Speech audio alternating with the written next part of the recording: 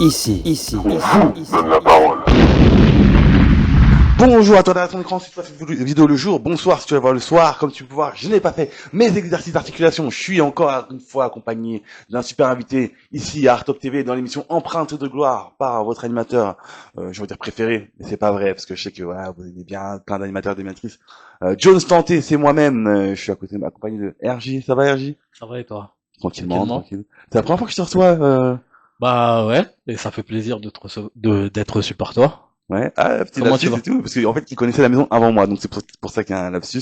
C'est pour ça, c'est Ça va, pour ça. merci. Bienvenue Toi, dans comment Empreinte ça de va? gloire. Ça va. Je fais une petite intro d'abord, et après, Pas de souci. on discute et tout. Messieurs, dames, il y a des trucs. Je vais vous tout expliquer après. Alors, il y a des artistes qui chantent des émotions, et il y a ceux et celles qui les font vivre. Des artistes qui transforment les blessures en mélodies, les rencontres en chansons, et les expériences en voyages musicaux. Aujourd'hui, nous recevons un artiste complet, auteur, compositeur et interprète, dont l'univers navigue entre afro, R&B, pop, urbain et zouk. Bienvenue dans l'univers de RJ Frenchman. Merci, merci. De rien, c'est beau. Bonjour tout le monde, encore une fois, et encore une fois, merci de m'inviter. De rien. On se connaît d'abord, on a vu se qu'on a des connaît liens d'abord, communs, ouais. et tout, machin, et tout, la scène, etc. C'est fou. Et donc, voilà, c'est pas, c'est grâce au tenant du taulier de la maison, voilà. C'est Que, ça, que c'est ça, aujourd'hui, que aujourd'hui je suis ici. Encore une fois, il me fait l'honneur de pouvoir venir ici et de pouvoir promotionner, entre guillemets, de pouvoir mettre en avant ma musique et de me mettre en avant artistiquement parlant. Donc encore une fois, un gros big up à Alibi et toute son équipe et à toi aussi d'ailleurs, à mon manager aussi et à toutes les personnes qui nous suivent. Voilà. magnifique. Ça va? Ça a été la journée aujourd'hui? Ouais, ça va, hein, pour l'instant ça va. Ok, Pour l'instant ça va. ok, Espérons que ça continue comme ça. je- Il fait moins beau cette semaine, mais bon, on va pas se plaindre. Ouais, non, moi je me le parle pas du tout, ouais, il est trop chaud. Nous, on parle, là, on vient de finir la canicule de mai, 2026. Donc, c'est dur.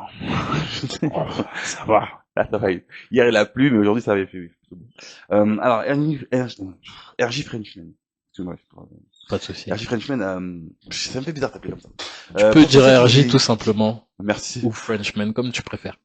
Ah, je t'ai jamais appelé Frenchman. Non. C'est Frenchman, c'est venu un peu plus tard. À la base, c'était RJ et le Frenchman, il s'est rajouté un tout petit peu plus tard. Mais je t'expliquerai le pourquoi du comment, dans l'émission. Avec grand plaisir. Il faut que j'y pense. Alors, pour ceux qui te découvrent aujourd'hui, qui es-tu et comment définirais-tu ton univers musical? Alors, pour ceux qui me connaissent pas, je suis RJ Frenchman. Je suis, comme tu l'as dit, auteur, compositeur, interprète aussi.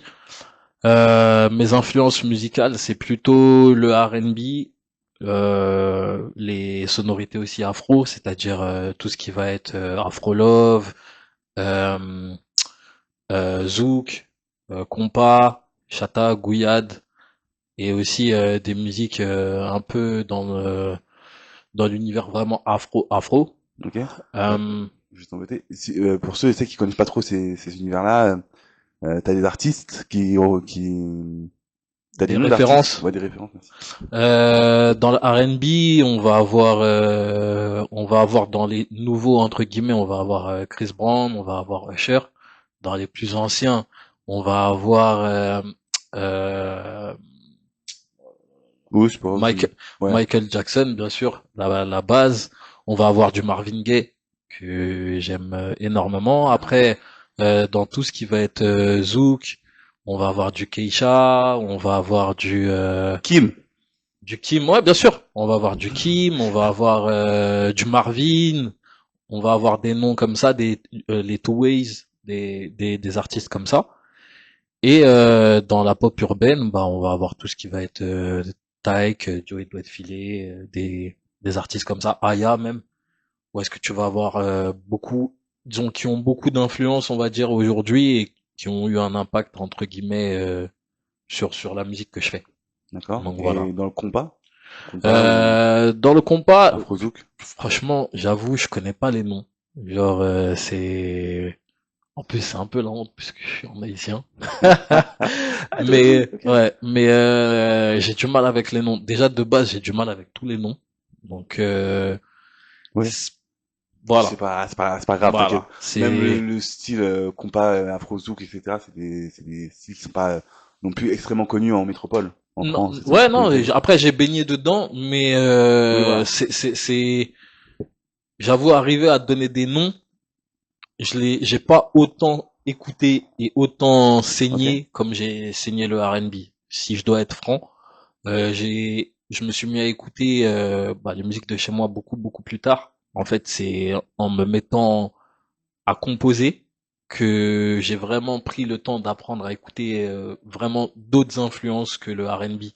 En fait, puisqu'à la base j'étais vraiment très focus sur le R&B et sur le rap et la pop urbaine puisque c'est ce qu'on avait en France entre guillemets, donc c'est ce qu'il y avait directement autour de moi et c'est en grandissant et en faisant de la musique que j'ai voulu justement apporter des variétés à ma propre musique et avoir des nouvelles sonorités. Et du coup, bah, j'ai essayé de m'ouvrir et d'apprendre des choses. Et la première chose, ça a été de justement chercher des musiques qui venaient de mes origines, en gros. Donc voilà. C'est tout à son honneur, bravo. Ouais, magnifique. Ah, d'ailleurs, petite parenthèse foot, parce que là, Paris est encore double champion d'Europe. Ouf, félicitations, on est trop On est content. trop content. On est trop content. Et Coupe du Monde, Coupe du Monde. Bon, bien sûr, je pense que tu t'identifies aussi à la France, tu te sens français, etc. aussi. Mais j'ai appris que Haïti aussi. C'est ça. Haïti aussi passe. Après, ils ont un groupe qui est quand même. Ah, c'est pas grave, ça, déjà, ils sont qualifiés, Non, bien c'est déjà sûr. très Après, ils ont un positif. groupe qui est pas C'est des facile, points. mais pour moi, c'est un groupe qui est faisable. Hein. Tu vois, Ouais, c'est en plus dans le foot, tu peux jamais savoir. 90 minutes, c'est long. ouais. Donc, tu peux toujours avoir des belles surprises. Pour moi, ils peuvent peut-être passer, mais on croise les doigts en tout cas. Mais en tout cas, on est fiers du parcours qu'ils ont fait. Et pour moi, c'est qu'un début. C'est qu'un Ça veut début. dire que d'année en année, ils vont s'améliorer, etc. Et on le voit. Hein. On voit ça. Donc, de toute façon, pour énormément d'équipes. Et Haïti, c'est sûr qu'un jour, ils seront une référence mondiale. Ah, J'espère. c'est tout ce que je vous souhaite. On va continuer à parler de toi, l'artiste, RJ, Frenchman. Excuse-moi, je mets juste un petit chronomètre pour pas me perdre dans le temps. On parlait de ton parcours, un peu. Ton évolution musicale elle commence très tôt, à Argenteuil. C'est ça. Et ta première mixtape, Miroir, mais écrit Miroir, M-I-R-O-I-R, avec un point à chaque fois, est sortie en 2013. C'est ça. Jusqu'à présent, pas d'erreur. Quel regard tu portes aujourd'hui sur ton évolution artistique depuis Miroir? Oui, ça fait très dents, donc oui, je sais, il y a beaucoup de choses à dire.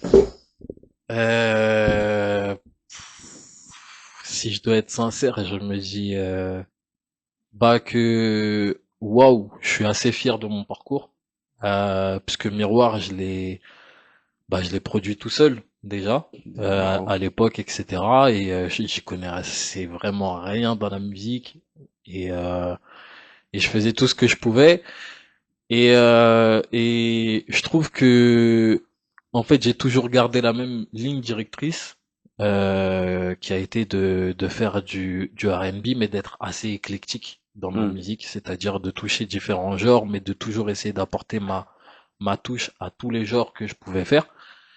Et artistiquement parlant, je trouve que il y a une belle évolution puisque quand j'ai fait cette mixtape, à la base j'étais quelqu'un de très introverti, assez timide, qui avait du mal à promotionner sa musique, qui avait du mal à parler, euh, à défendre sa musique,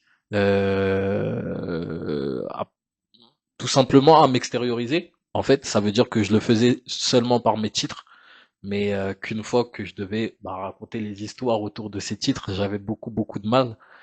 Euh, donc je trouve qu'il y a une belle évolution et aussi au niveau de l'écriture, je trouve que je suis devenu plus concis, Hmm. plus précis et plus pointilleux. Et au niveau des prods, avant je faisais pas des prods et maintenant je produis mes morceaux à 100%. Donc je suis assez fier du parcours. Quand tu dis prod, c'est pour expliquer à ma grand-mère, par exemple.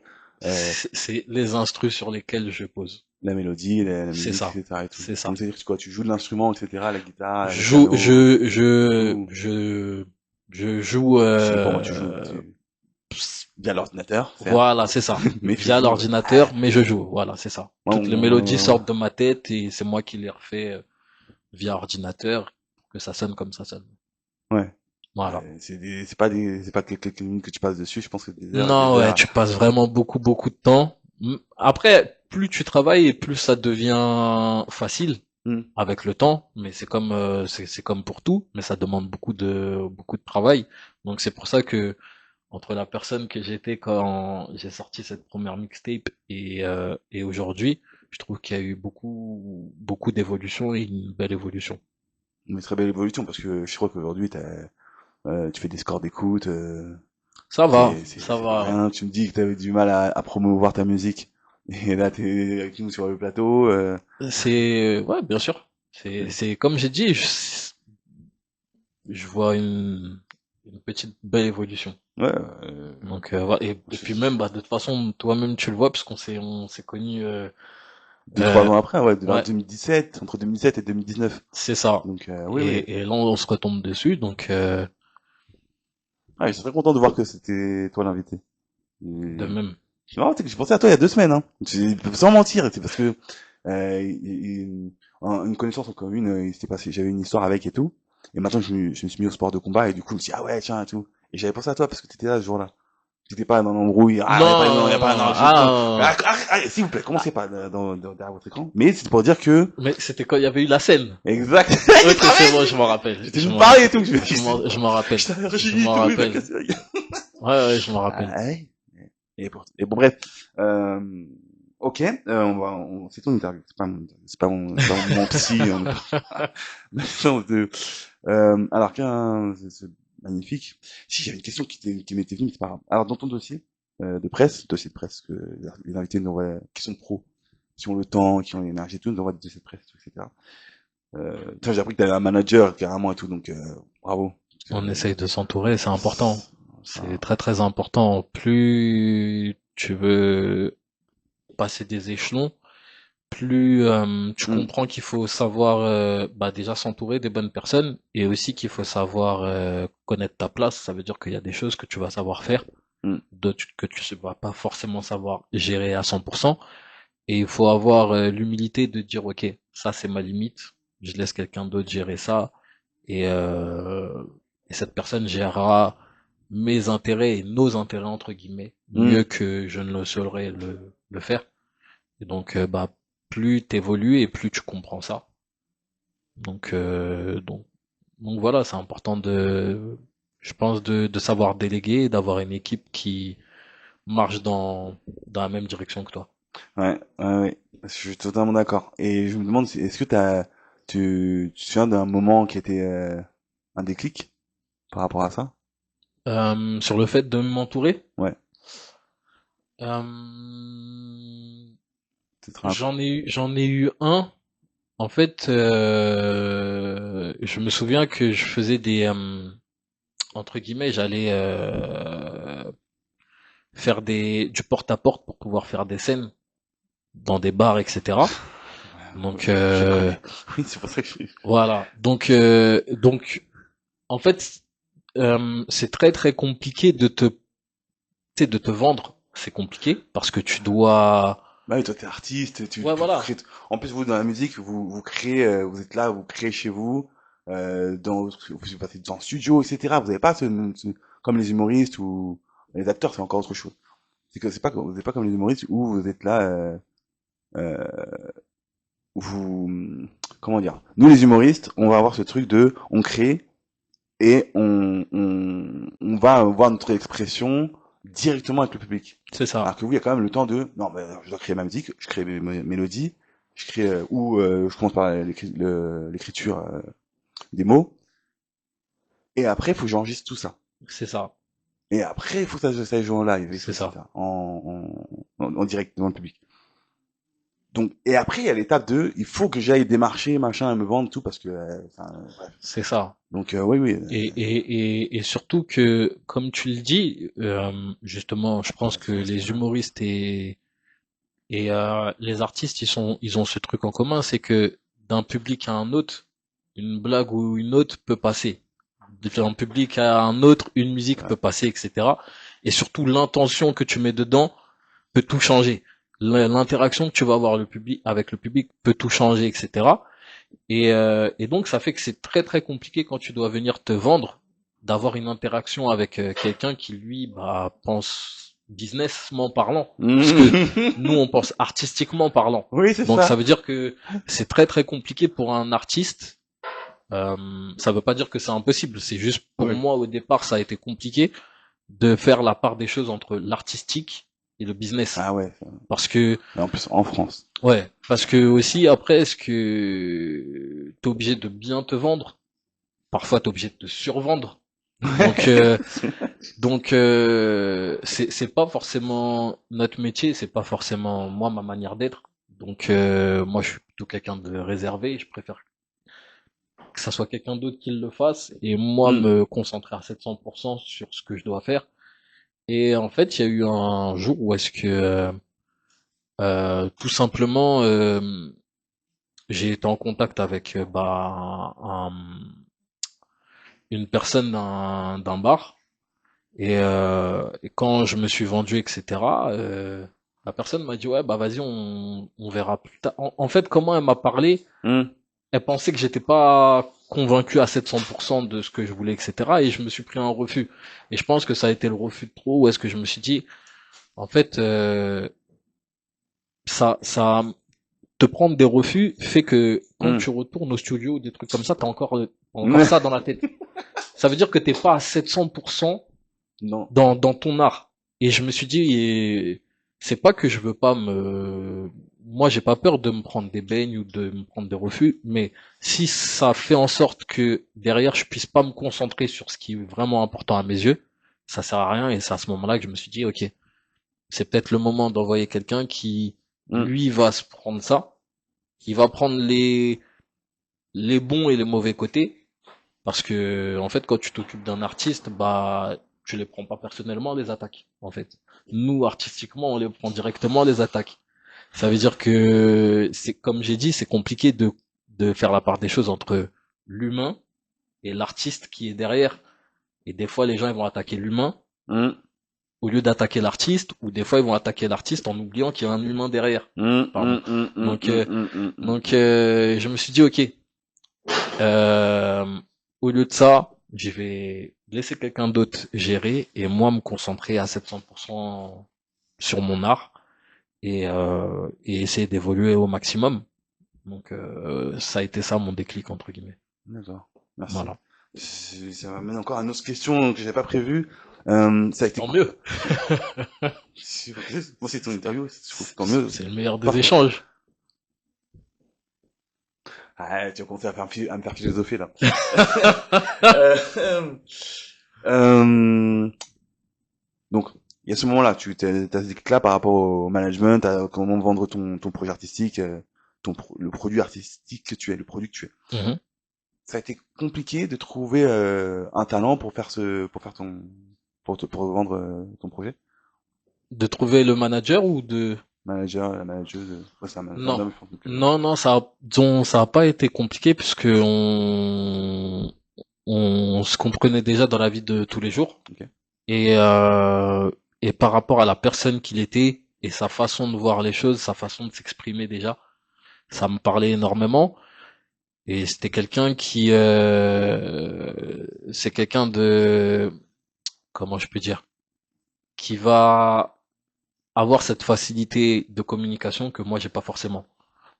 Donc c'était rapide. Moi je lui donne le produit, lui il a juste à aller parler et puis ça sort très bien comme ça, donc ça va. Ah, magnifique.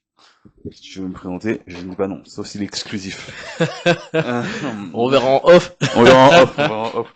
Euh, oui, parce que après, non, j'essaie de faire une blague, mais je vais pas la réussir. Alors, ça c'est bon. Alors, tu as proposé deux univers très différents avec le projet Blue Project et Redescence. Si tu devais résumer chacun de ces projets en une émotion, ce serait laquelle? Bah Blue Project, justement, il s'appelle Blue Project parce que l'émotion que je voulais transmettre dedans, c'était la mélancolie. Et pour moi, je trouve qu'il y a rien de plus représentatif que le bleu de l'océan quand t'es mélancolique, entre guillemets, tu sais, quand tu vas être devant un coucher de soleil au bord de l'océan, tu vas penser aux bons et aux mauvais moments de ta vie, etc. Et tu vas avoir une touche de mélancolie à la fois sur les choses que tu as aimées, sur les choses que tu as moins aimées, etc. Et c'était ce que je voulais transmettre sur Blue Project. Donc c'est pour ça que je l'ai appelé Blue Project. Et Red Essence, j'étais sur quelque chose de beaucoup plus chaud, de beaucoup plus, on va dire, instinctif.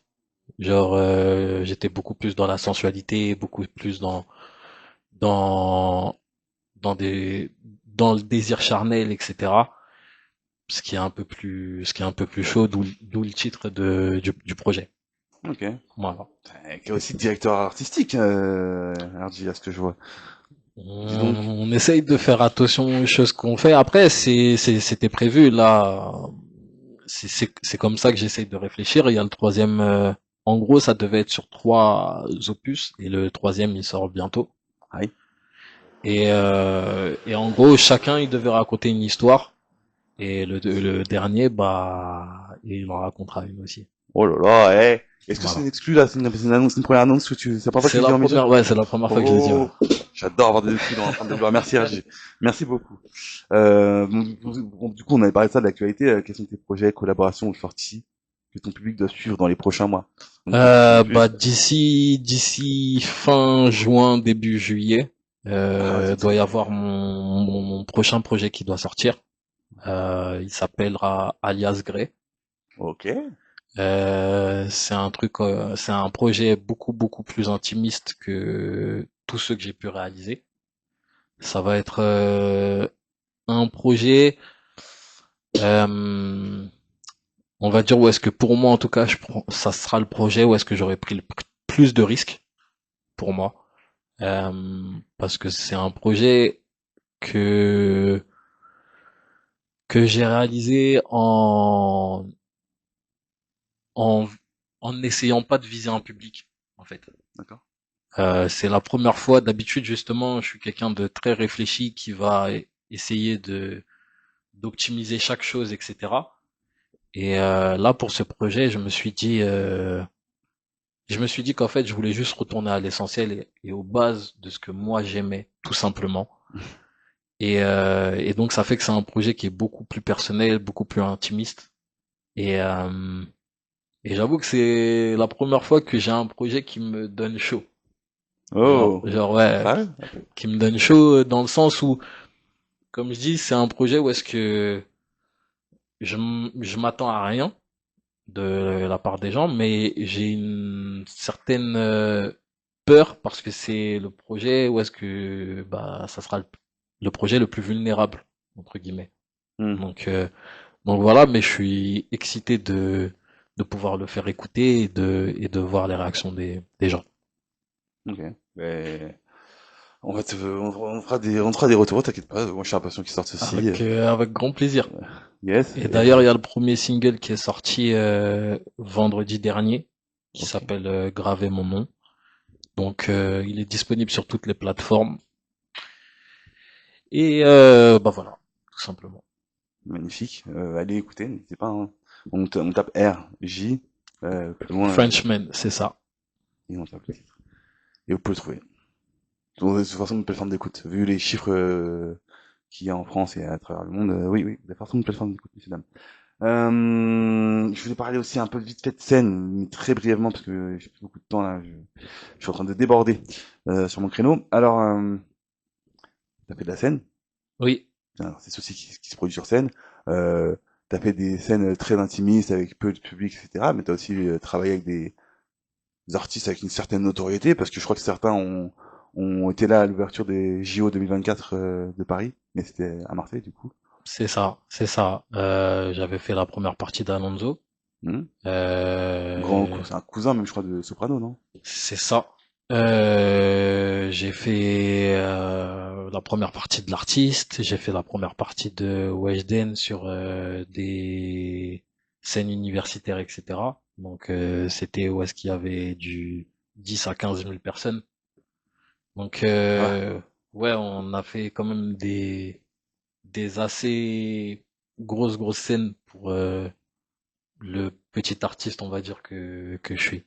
Voilà, il est humble en plus, magnifique. Je tenais juste à ce que tu te dises comme ça, parce qu'il y a du public dans l'émission. Est-ce que vous êtes là, public, ce soir, cet après-midi? Waouh! C'était Ah, ok, non, c'est sur la longueur, ça, prêts, ils étaient pas prêts. ouais, de ouf. Vous entendez pas, hein, mais je suis comme ça, messieurs, dames. Alors, on va se faire quelques questions, et là, ça va être des questions courtes, tu réponds du tac au tac. Si tu veux, je botte en tout, je botte en tout. Si tu veux développer ta réponse, développe ta réponse. T'es libre, tu fais ce que tu veux. Alors, studio ou scène? Scène, Afro ou R&B? R&B, Écrire ou interpréter? écrire. Une chanson qui te représente le plus?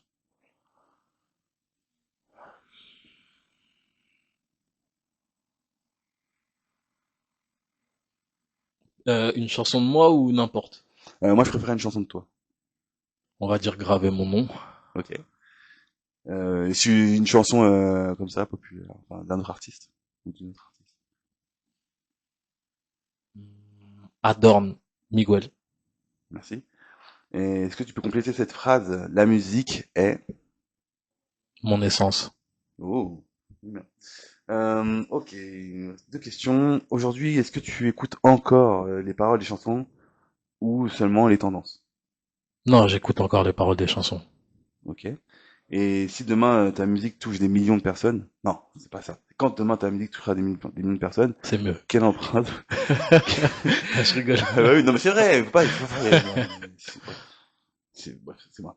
Quelle empreinte voilà. Quelle empreinte souhaites-tu laisser dans leur cœur? La résilience. Ok. Le fait de jamais abandonner et de toujours croire en ses rêves. Allez, on va applaudir. On s'applaudit, ouais, franchement. Ouais, on s'applaudit. Merci. Merci beaucoup, RJ. Bah, merci à Beaucoup. toi encore une fois. Je Et t'ai dit merci à tout le monde. de rien. Je t'ai dit merci trop tôt. La musique a ce pouvoir unique, messieurs, dames, celui de faire voyager sans quitter sa place. Aujourd'hui, nous avons découvert un artiste qui mélange les influences, les émotions et les cultures pour créer son propre langage musical. Merci, RJ Frenchman. Et souvenez-vous, les plus belles chansons ne sont pas toujours celles que l'on attend, ce sont souvent celles que l'on ressent. Merci, RJ, d'être venu dans Merci Empreinte à de toi, groupe. quoi. De rien. Merci. Au Ouais, revoir. plaisir. Au revoir.